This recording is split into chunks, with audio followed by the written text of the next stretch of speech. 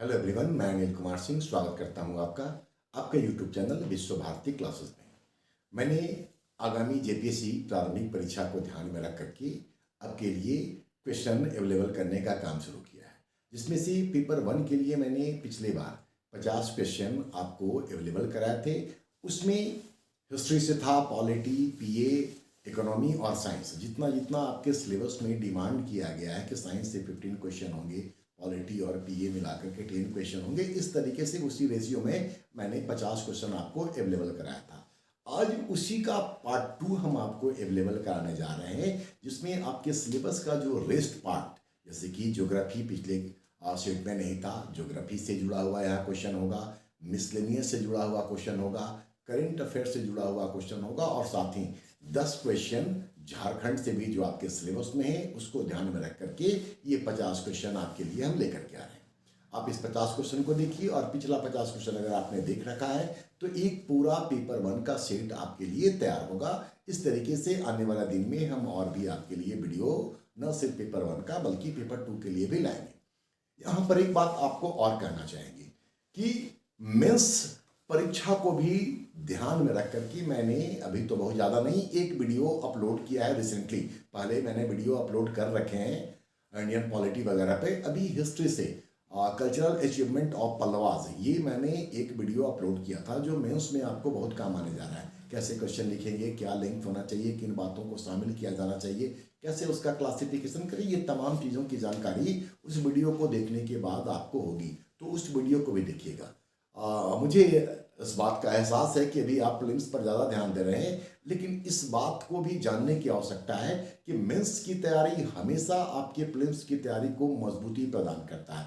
ऐसा नहीं होता है कि मेंस में आपको प्रीलिम्स के लिए कंटेंट नहीं मिलते हैं, तो उस वीडियो में भी आपको कंटेंट मिलेगा।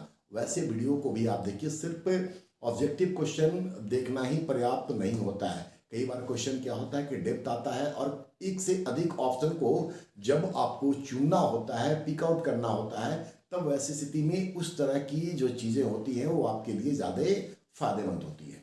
इसके अलावा एक बात और ये कि जेएसएससी के दौरान भी मैंने साइंस से, इकोनॉमी से, इन्वायरमेंटल साइंस से कई सारे वीडियो डाले थे। इंडियन पॉलिटी पर डाला था, गांधी जी पर डाला था। उन वीडियोज़ को भी आप जरूर देखिए, उससे भी आपको इस परीक्षा के लिए बहुत सारे क्वेश्चन मिलेंगे। पंचायती राज पर मैंने क्वेश्चन डाल रखा है, पंचायती राज आपके सिलेबस में मेंशन है, तो वो भी आपको लाभ देगा। फिलहाल इस वीडियो में आपको 50 क्वेश्चन देखने को मिलेगा, आप उसके लिए तैयार हो जाएंगे। चलिए पहला क्वेश्चन देखते हैं हम लोग। पहला क्वेश्चन आपको ज्योग्राफी से है, या हम लोग कहें कि इन्वायरमेंटल ज्योग्राफी से है। भारत के मैंग्रोव क्षेत्रों को उनके संबंधित राज्यों के साथ सुमेलित करें। कुंडापुर सामने लिखा हुआ आंध्र प्रदेश, अचरा सामने महाराष्ट्र, पिचावरम कर्नाटक, लिरिंगा तमिलनाडु। इसको एक्सप्लेन करने की जरूरत तो है नहीं, आपको मैच करके आप अलग अलग याद कर लीजिएगा कौन सा किस राज्य से संबंधित है।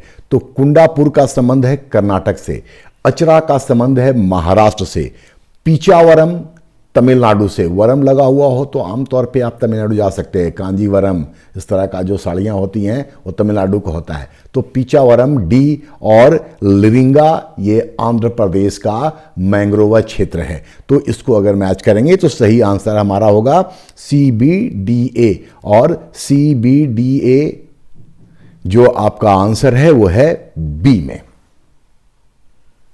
नंबर 2, कौन सुमेलित नहीं है? सिर्फ एक सुमेलित नहीं है, बाकी सीधा सीधा आप याद कर लीजिएगा। चावल अनुसंधान संस्थान कटक में है, मतलब कि national rice research institute Cuttack में, और international rice research institute Manila में है। बी, आलू अनुसंधान संस्थान कुफरी हिमाचल में है। गन्ना अनुसंधान संस्थान सामने लिखा हुआ है कानपुर, ये कानपुर में नहीं बल्कि लखनऊ में है। तो जो सुमेलित नहीं है वो है सी, तो 2 का सही उत्तर है सी। बकरी अनुसंधान संस्थान ये मथुरा में है। नंबर 3, निम्न में से कौन परतदार चट्टान का उदाहरण नहीं है? Which of the following is not an example of sedimentary rock? सही आंसर इसका है क्वार्टजाइट। कोयला, सेल और कांग्लोमरेट ये सब सेडिमेंट्री रॉक है, लेकिन क्वार्टजाइट जो है ये बेसिकली मेटामॉर्फिक मतलब कि रूपांतरित चट्टान है, जो कि सैंडस्टोन के रूपांतरण से बनता है। तो 3 का सही उत्तर है ए। नंबर 4, क्रायोफाइट के अंतर्गत किस प्रकार की वनस्पति आती है? क्रायोफाइट क्रायोजेनिक इंजन, ठंडा रखने के लिए, तो ठंडा से जुड़ा हुआ इसका आंसर होगा। तो आप इस तरीके से अगर क्रायो से जुड़ेंगे तो शीत प्रधान क्षेत्र का जो वनस्पति होगा वो क्रायोफाइट कहलाएगा। लवणीय क्षेत्र हेलोफाइट कहलाता है सलाइन एरिया में। मरुस्थलीय क्षेत्र में जीरोफाइट्स और जल प्लावित क्षेत्र आप सब जानते हैं हाइड्रोफाइट। तो इसका सही उत्तर है सी। नंबर 5, पृथ्वी की अपनी धुरी पर घूमने की गति कब सर्वाधिक होती है? पृथ्वी अपने धुरी पर कब सर्वाधिक गति से घूमती है? तो यह हमेशा लिटरली समान रहती है, इसलिए इसका आंसर होगा डी। नंबर 6, बाह्य मंडल मतलब एक्सोस्फीयर में किस गैस की प्रधानता है? सही उत्तर सीधा जान ले। सही उत्तर है इसका नाइट्रोजन और हीलियम, मतलब ऑप्शन डी। सीधा तौर पर इसको याद कर जाइएगा। नंबर 7, निम्न में से कौन हिमनद के निक्षेप से निर्मित स्थलाकृति है? मतलब कि डिपोजिशन से कौन सा बना हुआ टोपोग्राफी है? तो इसका सही उत्तर है ड्रमलिन, ऑप्शन बी। लटकती घाटी, रॉस मुटोने और यू आकार की घाटी इसके उदाहरण नहीं है, बल्कि इसका उदाहरण है ड्रमलिन। नंबर 8, वायु दाब से क्या अभिप्राय है? What is meant by air pressure? बादलों में वायु दाब, कुल वायु दाब, सी देखिए वायुमंडल के केवल जलवाष्प की उपस्थिति के कारण उत्पन्न होने वाला वायु दाब, यही इसका सही उत्तर है। मतलब 8 का सही उत्तर है सी, बाकी बातें बनाई गई हैं। नंबर 9, हिमपात तब होता है जब? ऑप्शन ए, वायु का ओशांक हिमांक से नीचे होता है। ओशांक हिमांक ये कॉमन टर्म नहीं लगते हैं, इसलिए अंग्रेजी में भी लिखा हुआ है due point of air is below freezing point. तो सही उत्तर है ए, हिमपात तब होता है जब वायु का ओशांक जो होता है वो उसके हिमांक से नीचे होता है। नंबर 10, ज्वार भीति मतलब टाइडल वाल का क्या अर्थ है? तो टाइडल जो वाल है उसका अर्थ होता है कि एक नदी के मुहाने से बहाव के विपरीत चलने वाली ज्वार तरंगे। तो ऑप्शन सी में यह बात लिखी हुई है, तो इसका सही उत्तर होगा सी। नंबर 11, मानवाधिकार के सार्वभौमिक घोषणा को 10 दिसंबर 1948 को किस स्थान पर अपनाया गया था? 10 दिसंबर 1948 को universal declaration of human rights को डिक्लेयर किया गया, घोषित किया गया। ये डेट आपके लिए क्वेश्चन में लिखा हुआ है और इसकी घोषणा की गई थी पेरिस में। तो ऑप्शन डी इसका सही आंसर होगा। नंबर 12, यूएनओ के एकमात्र महासचिव जिनकी मृत्यु उनके पद अवधि के दौरान हो गई थी। ऑप्शन को देख लीजिए, कुर्द वाल्दहिम, यू थाट, त्रिगवेली या डैग हैमरसोल्ड। सही उत्तर है इसका डी, डैग हैमरसोल्ड। इसके अलावा यहां पर हम इस क्वेश्चन के साथ आपको यह भी बता दें कि पहले मैंने मिसलेनियस पर जेपीएससी में जो पेपर 1 में 15 मार्क्स का मिसलेनियस क्वेश्चन आएगा उस पर 3 वीडियो अपलोड कर चुके हैं हम। उस वीडियो को भी अगर आपने नहीं देखा है तो उसको एक बार देख लीजिएगा। हम इस वीडियो के साथ डिस्क्रिप्शन बॉक्स में उसका लिंक भी आपके लिए शेयर कर देंगे ताकि आपको आसान हो, खोजने में वक्त ना लगे और आपका वक्त बच सके। चलिए नेक्स्ट क्वेश्चन की ओर चलें। नंबर 13, राष्ट्रीय मानवाधिकार आयोग का गठन कब किया गया था? तो इसका गठन किया गया था 12 अक्टूबर 1993 को। गलती से वहां पे 43 लिखा हुआ है, ऑप्शन बी में आप प्लीज उसको 93 कर लीजिएगा। एक बार फिर दोहरा दें कि इसका सही उत्तर है बी, 12 अक्टूबर 1993, लेकिन प्रिंट गलती से हो गया है 1943। ये ध्यान मेरा नहीं गया था, बट आप प्लीज उसको नोट कर लीजिए। बाकी जैसे 10 दिसंबर 1948 मैंने अभी बताया कि मानवाधिकार का जो सार्वभौमिक घोषणा था उसको किया गया। 15 मार्च 2006 को मानवाधिकार परिषद का गठन किया गया और 24 अप्रैल 1993 आप सब जानते हैं कि पंचायती राज से संबंधित ये तारीख है। नंबर 14, निम्न में से कौन सा हाथी अभयारण्य असम में नहीं है? कौन सा अभयारण्य असम में नहीं है? सबसे पहले जान लें कि भारत में वर्तमान में 33 हाथी अभयारण्य है, उनमें से 5 जो है वो आसाम में है। तो 3 उनमें से नाम यहां आपको मिल जाएगा, 2 नाम हम आपको और बता देंगे। तो जो असम में नहीं है पहले उसको जान ले। उसका सही उत्तर है ए, कामेंग हाथी अभयारण्य, क्योंकि ये अरुणाचल प्रदेश में है। तो दिहिंग, धनसिरी और चिरांग ये तीनों असम में है, और इन तीनों के अलावा सोनितपुर और काजीरंगा कार्बी इंगलोंग ये भी असम में हाथी अभयारण्य है। तो टोटल 33 में से 5 आसाम में है। भारत में जो 33वां और अब तक का आखिरी हाथी अभयारण्य है वो है उत्तर प्रदेश में, जिसका की नाम है तराई हाथी अभयारण्य, और उत्तर प्रदेश में ये दूसरा है। टोटल 2 हैं उत्तर प्रदेश में, जिसमें से तराई हाथी अभयारण्य जो 33वां और अभी तक का आखिरी हाथी अभयारण्य है, उसमें से ये उत्तर प्रदेश का दूसरा है। नंबर 15, अरीटा पट्टी को किस राज्य की सरकार ने भारत के जैव विविधता विरासत स्थल के रूप में घोषित किया है? ओडिशा, तेलंगाना, तमिलनाडु या मणिपुर? सही उत्तर है इसका तमिलनाडु। राज्य को भी यह अधिकार होता है कि वो भारत के जैव विविधता विरासत स्थल के रूप में उसको घोषित कर सके। तो तमिलनाडु से संबंधित है अरीटा पट्टी। ओडिशा में महेंद्रगिरी है, महेंद्रगिरी पहाड़ी, जिसको कि 2022 में इस सूची में शामिल किया गया। तेलंगाना में सिर्फ एक ही है, उसका नाम है अमीनपुर झील तेलंगाना में, और मणिपुर में एक है, उसका नाम है डायलांग गांव, जिसको कि भारत के जैव विविधता विरासत स्थल के रूप में घोषित किया गया है। तो सही उत्तर तमिलनाडु था। बाकी के विषय में मैंने आपको जानकारी दे दी। नंबर 16, ये मिसलेनियस से जुड़ा हुआ है, जिसमें कि नगरीकरण भी है, वहां से क्वेश्चन है। अभी तक आपने ज्योग्राफी से देखा, अब देखते हैं हम लोग मिसलेनियस से। नगरों की जनसंख्या में पुरुष महिला अनुपात का संतुलन क्यों बिगड़ जाता है? इसको कॉमन तरीके से सोचिएगा, आंसर आपको मिल जाएगा। ऑप्शन ए को एक बार देख लीजिए। नगरों की असुरक्षित स्थिति के कारण महिलाएं गांव में रहना पसंद करती हैं। आज की तारीख में ये बड़ा ही इलॉजिकल लगता है कि नगरों की असुरक्षित स्थिति है। ठीक है। दूसरा, सामाजिक विषमता के कारण। शहरों में सामाजिक विषमता गांवों की तुलना में कहीं कम होता है। इस बात को प्रैक्टिकली हम और आप भी जानते हैं।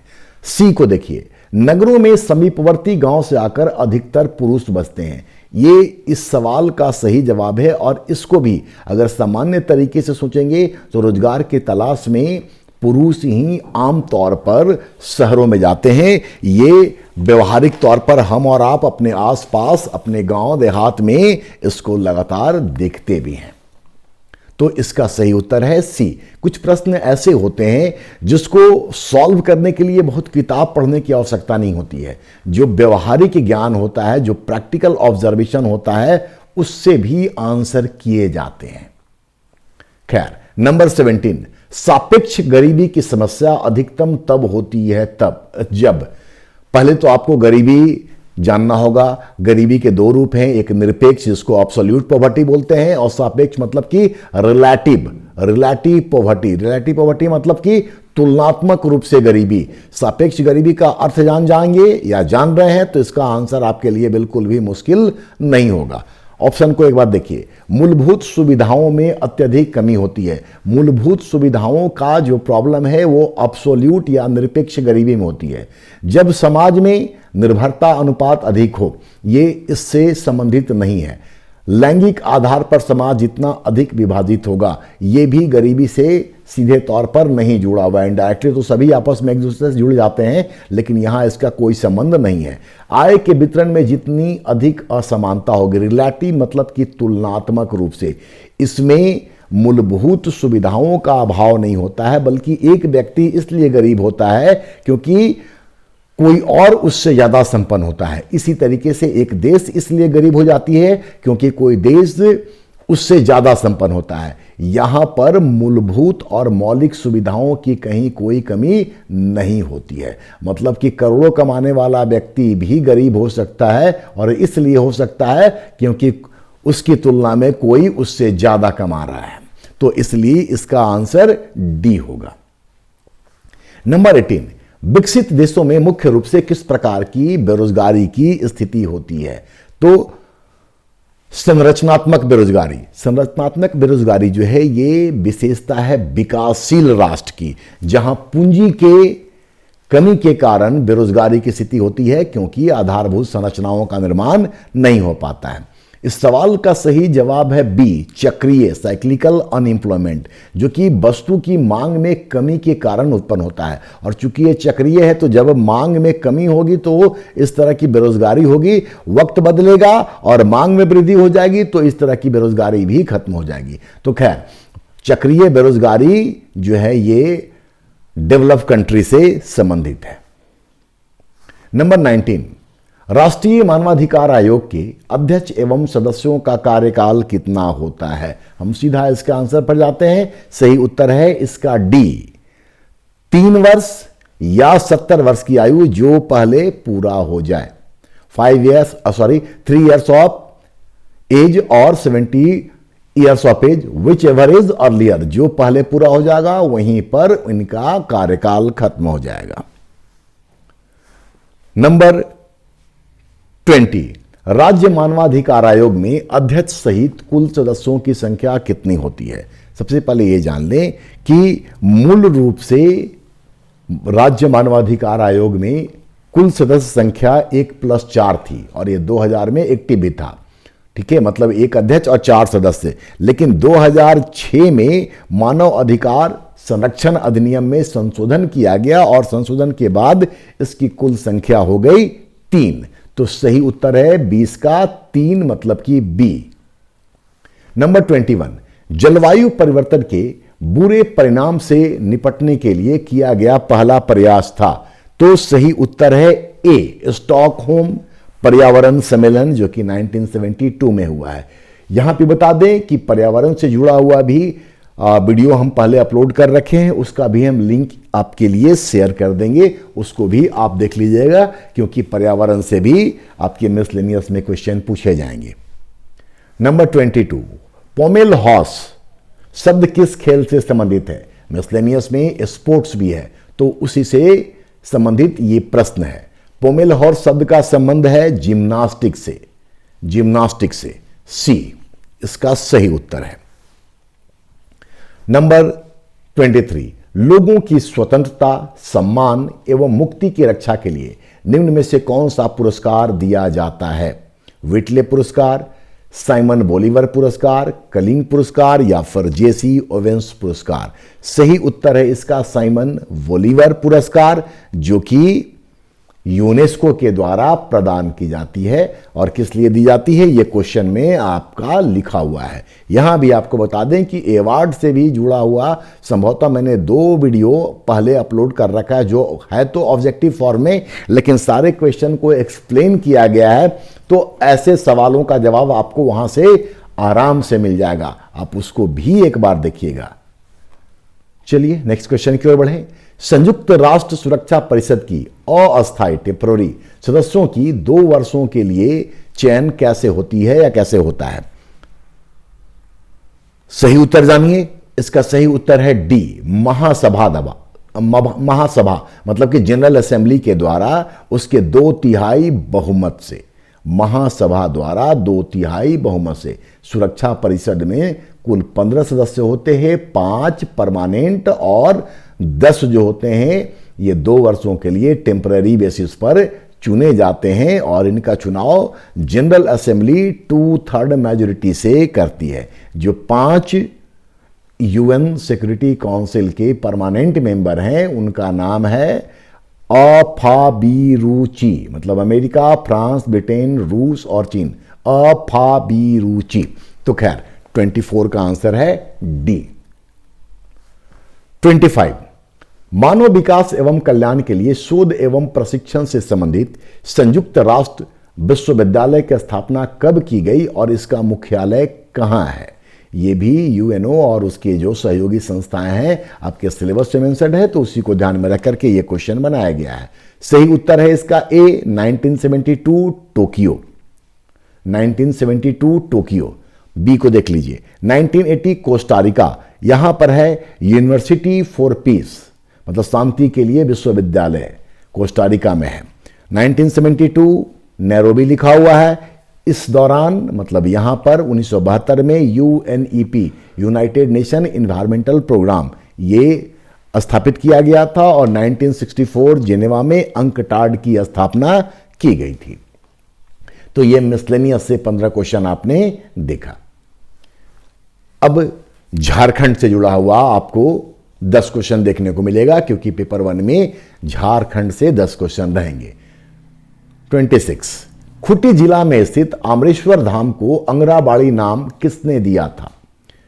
सही उत्तर जानिए। सही उत्तर है इसका स्वरूपानंद सरस्वती, जबकि अन्य जो नाम है इन सभी नामों का भी अपना महत्व है, जिसमें से ब्रह्मचारी हरिनाथ, ये जो चूटिया रांची में राम सीता मंदिर है उसके पहले पुजारी थे, जबकि लक्ष्मी नारायण तिवारी इन्होंने रांची के बोड़िया में स्थित मदन मोहन मंदिर का निर्माण किया, उसका शिलान्यास किया। राजा सुजन सिंह का संबंध बेसिकली रीवा राजघराना से था और ये करतासगढ़ से संबंधित थे। इन्होंने धनबाद में जो लिलोरी मंदिर है उस लिलोरी मंदिर में मां काली की प्रतिमा को स्थापित करवाया था, जो सबका संबंध है झारखंड से। 27 झारखंड के किस पहाड़ या पहाड़ी के चट्टान को खोंडालाइट के नाम से जाना जाता है? सीधा आंसर जानते हैं। सही उत्तर है इसका पहाड़ी मंदिर रांची, इसको खोंडालाइट चट्टान के नाम से भी जाना जाता है। नंबर 28 निम्न में से कौन सी रचना धनीराम बख्शी की नहीं है? मतलब 3 रचना धनीराम बख्शी की है और एक उनका नहीं है। जो उनका नहीं है वो है लाल रंजना, और लाल रंजना जो है ये घासीराम का है। लाल रंजना के अलावा घासीराम ने नागपुरी, फाग शतक, झूमर इसकी भी रचना की है। तो ए, बी और डी धनीराम बख्शी की है और लाल रंजना घासीराम की रचना है। 29 बेंती बंगड़ा चूना पत्थर परियोजना, जो कि झारखंड राज्य खनिज विकास निगम द्वारा स्थापित है, किस स्थान पर है? सही उत्तर है इसका पतरातू, जो कि रामगढ़ जिला में आता है। तो पतरातू में है बेंती बगड़ा चूना पत्थर परियोजना। सिकनी ये लातेहार में है, सामने लिखा हुआ है, ये कोयला परियोजना है। तुप्पुदाना रांची, यहां पे ग्रेनाइट पॉलिशिंग उद्योग है, जबकि बहरागोड़ा जो कि पूर्वी सिंहभूम में है, यहां पर कायनाइट परियोजना है। नंबर 30 देवघर के रोहिणी गांव में किसके नेतृत्व में 32वीं रेजिमेंट के सैनिकों को पदस्थापित किया गया था? सही उत्तर है इसका मेजर मैकडॉनल्ड के नेतृत्व में ही 32nd रेजिमेंट के सैनिकों को पोस्टिंग दी गई थी, उनको पदस्थापित किया गया था। लेफ्टिनेंट नॉर्मल लेस्ली जो है 12 जून 1857 को हत्या कर दी गई थी इन्हीं 32वीं रेजिमेंट के विद्रोही सैनिकों के द्वारा। चलिए नेक्स्ट की ओर बढ़े। नंबर 31 रमना आहरी का संबंध किस जनजातीय विद्रोह से था? रमना आहरी का संबंध किस जनजातीय विद्रोह से था? तो इसका संबंध है पहाड़िया विद्रोह से। पहाड़िया विद्रोह 1772 से लेकर के 1782 तक ये 4 चरणों में संचालित हुआ था, जिसमें से 1772 में जब इसका प्रथम चरण संचालित हुआ था, पहला विद्रोह हुआ था, तो उस समय रमना पहाड़ी संबंधित थे और पहाड़िया विद्रोह का नेतृत्व किया था। नंबर 32 जमशेदपुर के अनंत राणा, जिन्होंने गोवा में आयोजित ट्राइथलॉन प्रतियोगिता में 3रा स्थान प्राप्त किया था। यह क्वेश्चन आपको कुछ इंफॉर्मेशन भी अवेलेबल करवा रहा है कि अनंत राणा किस खेल से संबंधित है। आंसर सामने है, ट्राइथलॉन। ठीक है, किस स्थान पर उन्होंने 3रा स्थान प्राप्त किया था? गोवा सामने लिखा हुआ है। खैर तो इस प्रतियोगिता में कौन एक शामिल नहीं है, मतलब ट्राइथलॉन में 3 गेम शामिल होते हैं जो बेसिकली 3 खेलों का एक समूह है और इसमें विभिन्न दूरी पर लगातार मतलब एक सीक्वेंस में दौड़ होता है। सबसे पहले तैराकी होती है, स्विमिंग, उसके बाद साइकिलिंग होता है और फिर रेसिंग होता है। ये ऑर्डर होता है, ये लगातार होता है। सबसे पहले तैराकी मतलब स्विमिंग, उसके बाद साइकिलिंग और फिर रेसिंग। तो ये 3 गेम होते हैं और इस 3 में भाला फेंक शामिल नहीं है, इसलिए इसका सही उत्तर होगा डी, ट्राइथलॉन में भाला फेंक शामिल नहीं है, जेवलिन थ्रो जिसको बोलते हैं हम लोग। 33, ज्योतिन्द्र नाथ टैगोर से पहले टैगोर हिल पर निवास के लिए 1842 में किसने रेस्ट हाउस बनवाया था? सबसे पहले ये जान लें कि ज्योतिन्द्र नाथ टैगोर यहां अक्टूबर 1908 से 1 अक्टूबर 1908 से लेकर के 4 मार्च 1925 तक इसी टैगोर हिल पर रहे थे। बाद में जब उनकी मृत्यु हुई तो उनको हरमू मुक्तिधाम में अंतिम संस्कार उनका किया गया था। लेकिन उनसे भी पहले 1842 में रेस्ट हाउस बनवा करके रहने वाले जो अंग्रेज अधिकारी थे उनका नाम था कैप्टन A.R. ओसली। लेकिन बाद में जब 1848 में कैप्टन A.R. ओसली के भाई ने यहीं पर सुसाइड कर लिया तब उन्होंने वहां पर जाना बंद कर दिया। बाद में यहां पर ज्योतिन्द्रनाथ टैगोर ने अपना निवास बनाया। 34, झारखंड के खिलाड़ी और उनके द्वारा खेले जाने वाले खेलों में कौन सही नहीं है? सबसे पहले तो ये जान ले कि ये जो भी खिलाड़ी का नाम आया है, इन तमाम खिलाड़ियों ने जब झारखंड में 2011 में 34वां राष्ट्रीय खेल हुआ था, उस खेल के दौरान ये सब लोग गोल्ड मेडल जीतने वाले खिलाड़ी थे। ठीक है, अब क्वेश्चन को देखिए। बेम जूडो के साथ, सुनील बहादुर इस सवाल का जवाब है क्योंकि ये मैच नहीं है। सुनील बहादुर का संबंध लॉन बॉल से है, न कि बॉक्सिंग से। पार्थोमंडल जिम्नास्टिक, पार्थोमंडल का संबंध है जिम्नास्टिक से, और हरिशंकर राय का एथलेटिक्स से। इसमें ये हाई जंप से रिलेटेड है हरिशंकर राय। तो बी इसका सही उत्तर है। नंबर 35, झारखंड के मजदूरों को न्यूनतम मजदूरी सुनिश्चित कराने के लिए कौन सा अभियान चलाया गया था? आंसर इसका है ऑपरेशन जस्टिस, मतलब कि ऑप्शन डी। बाकी को जान लीजिए। ऑपरेशन मुस्कान ये बेसिकली सीआईडी के द्वारा चलाया गया ऑपरेशन था जो लापता हुए बच्चों को खोजने से संबंधित थी। ऑपरेशन कॉम जो है इसका संबंध झारखंड के धनबाद के रेलवे स्टेशन पर डकैती को रोकने से संबंधित है, तो उसके लिए ये चलाया गया था। जबकि ऑपरेशन नई दिशा जो है ये नक्सलियों को समाज की मुख्य धारा से जोड़ने के लिए चलाया गया सरकार का ऑपरेशन या अभियान था। तो ये 10 क्वेश्चन हम लोगों ने झारखंड से देखा। अब जो रेस्ट 15 क्वेश्चन हैं ये सब करंट अफेयर से हैं, जिसमें कि नेशनल, इंटरनेशनल और झारखंड से शामिल है क्वेश्चन। 36, 2023-24 के बजट में झारखंड के किन 2 स्थानों पर उप जेल मतलब सब जेल के निर्माण का प्रावधान किया गया है? सीधा आंसर जानते हैं, सही उत्तर है सी, चक्रधरपुर और चांडिल। 37, अटल पेंशन योजना का लाभ पहुंचाने में झारखंड का कौन सा जिला देश में पहले स्थान पर रहा है? यहां भी सही उत्तर जानते हैं, फैक्चुअल इंफॉर्मेशन है, डी इसका सही उत्तर है, पाकुड़ जिला। Number 38, SIDBI small industries development bank of India, भारतीय लघु उद्योग विकास बैंक ने वेस्ट टू वेल्थ क्रिएशन नामक कार्यक्रम बंगाल में कहां प्रारंभ किया था? यह महिलाओं से जुड़ा हुआ कार्यक्रम है जिसको कि सुंदरबन में स्टार्ट किया गया था। तो सी इसका सही उत्तर है। 39, 2024-25 के अंतरिम बजट में अभी जो 1 फरवरी को घोषित हुआ, एकदम बिल्कुल रिसेंट है। 2024-25 के अंतरिम बजट में राजकोषीय घाटा जीडीपी का कितना प्रतिशत रहने का अनुमान है? तो इसका सही उत्तर है बी, 5.1%, जबकि 5.9% ये 2023-24 के लिए अनुमानित था। 40, विश्व बैंक के नए मानक के अनुसार कोई व्यक्ति अत्यंत गरीब माना जाएगा यदि उसकी दैनिक कमाई $डैश से कम हो। तो सही उत्तर है इसका सी, $2.15 से अगर कम है तो वो अत्यंत गरीब की श्रेणी में आएगा। मतलब कि अगर भारतीय रुपया में करें तो 167 रुपया 167 से कम अगर वो पर डे अर्न करता है तो वो अत्यंत गरीब की श्रेणी में शामिल होगा।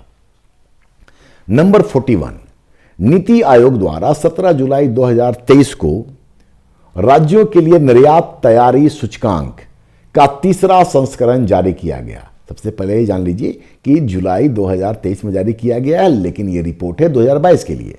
खैर, उसमें प्रथम 2 स्थान पर रहने वाले तटीय राज्य कौन से हैं?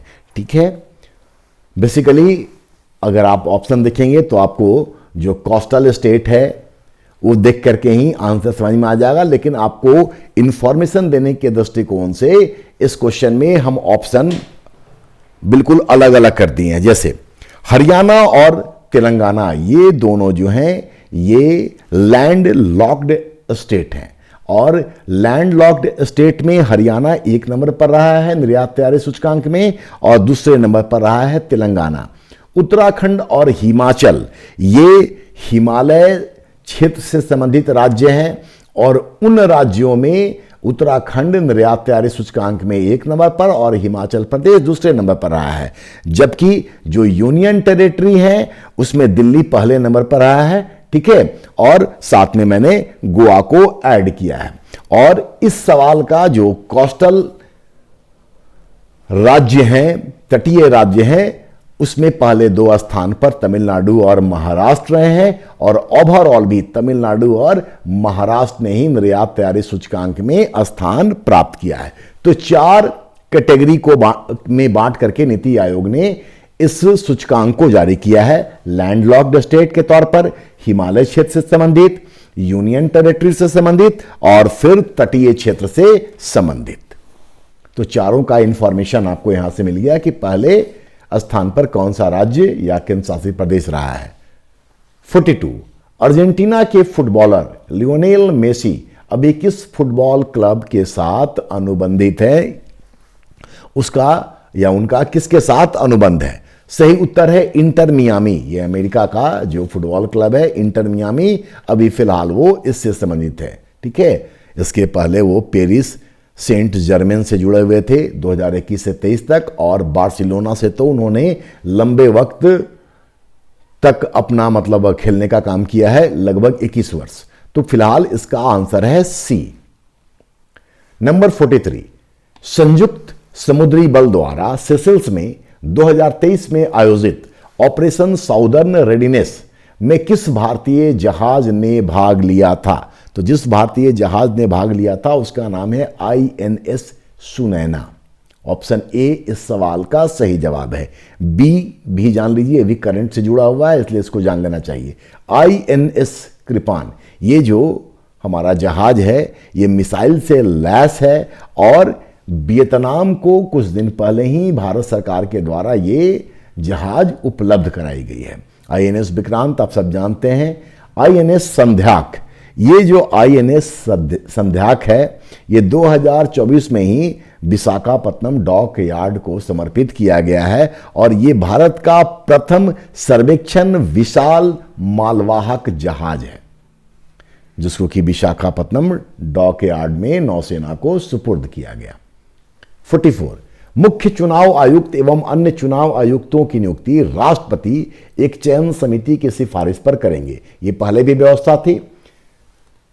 इस चयन समिति में कौन शामिल नहीं होता है? अभी जो नई व्यवस्था हो गई है उसमें 3 लोग सिफारिश करेंगे, उसके आधार पर राष्ट्रपति उनको नियुक्त करेंगे। तो जो शामिल नहीं है वह है कानून मंत्री।